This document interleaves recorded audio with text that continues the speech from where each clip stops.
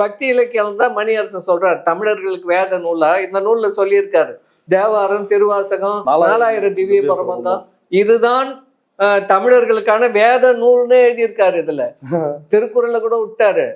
அப்ப இதுல வந்து ஆரியம் பெரிய புராணத்துல இருக்கிற ஆபாசம்லாம் பெரியார் பக்கம் பக்கமா கிழிச்சிருக்கு. ஆமா, அதையெல்லாம் வந்து மணியரசன் வந்து இதுதான் நமக்கு வேத நூலு அப்படி இதை நீங்க வேத நூலாக ஏற்றுக்கொண்டால் நால்வர்ணத்தை நீங்கள் எப்படி ஒழிக்க முடியும்? இப்ப ஞான சம்பந்தன் 16 வயசு பையன்தான், அப்பயே அவனை தீ வச்சு எரிச்சிட்டாங்க அவன் பண்ண அக்கிரமத்துக்காக.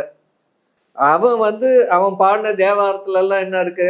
கடவுள் இல்லை என்று சொல்லுகிறவன் மனைவியை நான் பெண்டால வேணும், எனக்கு வரம் தருள்வாய்னா எழுதியிருக்கிறான். அப்ப எவ்வளவு கொடூரமா தேவாரத்துல எழுதியிருக்கிறான்.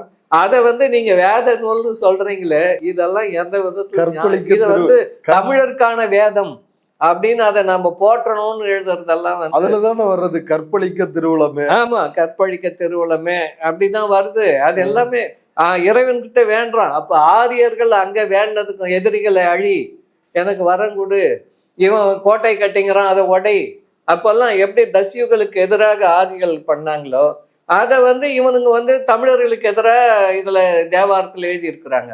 அதை போய் தமிழர்களுக்கான வேத நூலா பகவத்கீதை ஏத்துக்க முடியாது, இதை ஏத்துக்கணும் அப்படின்னு சொல்றாரு.